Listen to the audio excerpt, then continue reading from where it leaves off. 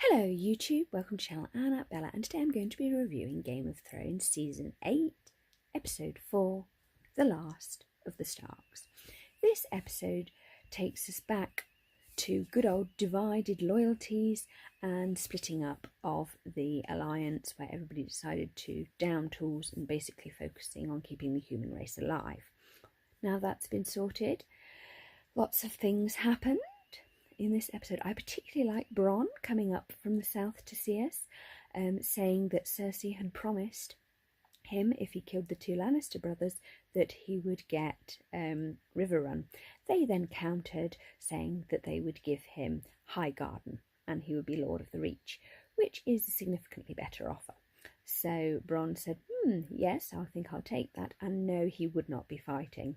So back down south he goes. So that's that.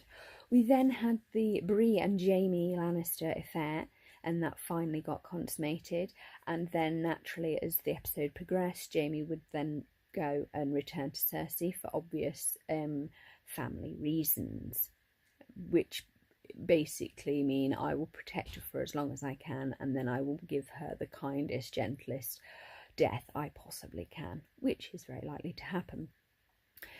We then have the Arya and Baratheon bastard finally become Lord of Storm End thing, and he proposes to her and Arya says no. So her and the Hound go off for their unfinished business, which I suspect involves the Hound's brother and Cersei. So this is going to be interesting. Sansa Stark still does not like Daenerys, which I can fully see, because Daenerys is a slight tyrant to her. Jon Snow finally tells the remaining members of his family, i.e. Bran, the three-eyed raven, Sansa and Arya, who he really is, and then he proceeds to ditch everything northern. So he leaves Ghost behind, he leaves the wildlings behind, and he leaves Sam, who announces that him and his wife are expecting their second child. Hooray! For more Sams, and they're planning to call him John. We then have poor Grey Worm and yes, that. So everybody sort of splits off. So Daenerys decides that she is going to take King's Landing, so she and the Unsullied go in ships again with the Dothraki, and they get ambushed by the uncle of Theon Greyjoy, and it doesn't go well. They lose their forces, they lose Rhaegar the dragon, who is injured, and it's why Jon has chosen to ride a horse rather than ride Rhaegar, because Rhaegar needs to recover because he's flying wonky. And yeah, then unfortunately Melisandre gets captured by Cersei and gets taken to King's Landing. This is really important, what happens next. Daenerys then goes to King's Landing to try and get Melisandre back. Doesn't work at all, goes terribly wrong, and the Spider and Tyrion tell her that it's going to take Jon 2 weeks because he's riding to get to them. This is not good. This is not good at all.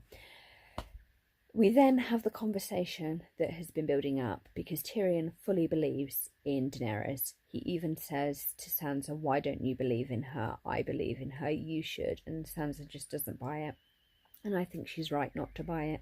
Littlefinger taught us so much, and it was interesting that she had that lovely conversation with the Hound about things, and she basically says, if I'd have gone with you, left King's Landing with you, I would still been that little bird, which I think is really important. Also, what I really liked about this episode is the beginning, the fact that we honoured the dead, and Jon gave that great speech. I also think it was really telling at the feast when Daenerys was looking around, like Jon had his friends and the Lannister brothers had their friends, and Daenerys didn't have any friends. She didn't have any close people to talk to be friendly with, to be intimate with at all. None whatsoever. So that is interesting in itself. I also think that what the Spider does is perfect. The fact that he says, I work for the realm, I work for the good of the people, I do not work for the king or the queen.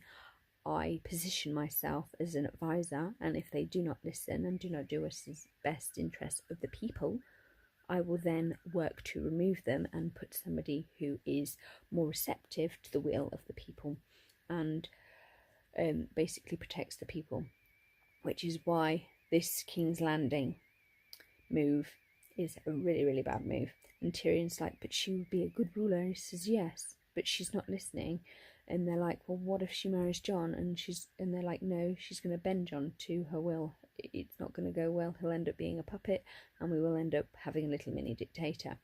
And I think it's very telling that Tyrion says the spider, please don't, because he knows that she's going to find out, and he knows that he's going to die. And it's such a shame because Tyrion and the spider have a great relationship within the show.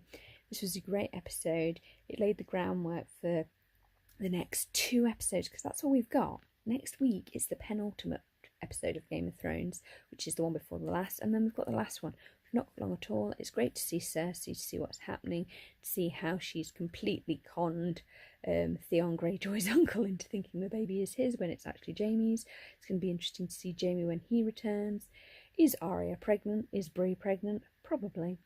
I think all these questions are interesting and deserve further comment. I love the fact that Sansa and Bran sort of are used to Arya sort of going off and going away. It's interesting that she doesn't think that she's going to come back from what she's going to be doing. I think it's going to be interesting. Will the new Lord of the Stormlands go down south to claim the Stormlands? I think that's very likely. Will he take a force? Interesting. And will Sam actually claim the Tullylands? Because I can see him doing that. Him and his wife and his baby and his other baby claiming it. I can see that happening very well. So it's all to play for. It was a good episode. It acknowledged what had happened in the Long Night episode 3, and it built upon it. It was so sad to see the alliance break up, but that was always going to happen because it was held by strings, by very, very, very, very, very thin strings. So overall, I'd give the episode out of 5. I'd give it a 4.5. The ending, so terrible. Grey Worm will never be the same. I think it's going to have a real impact on Daenerys' sanity, and I think we're really going to see her show some of the more horrible Targaryen qualities, and this is going to have huge ramifications for her because I can't see her surviving. Jon, I can. And it's interesting to say that a ruler that doesn't want to rule is better than somebody who does, which is interesting and also true. So if you've enjoyed this video, please like, comment and subscribe, and let me know what you thought of episode 4 of season 8 of Game of Thrones. I can't believe we're on the 4th episode. Anyway, let me know what you thought about it in the comments below. Bye everyone!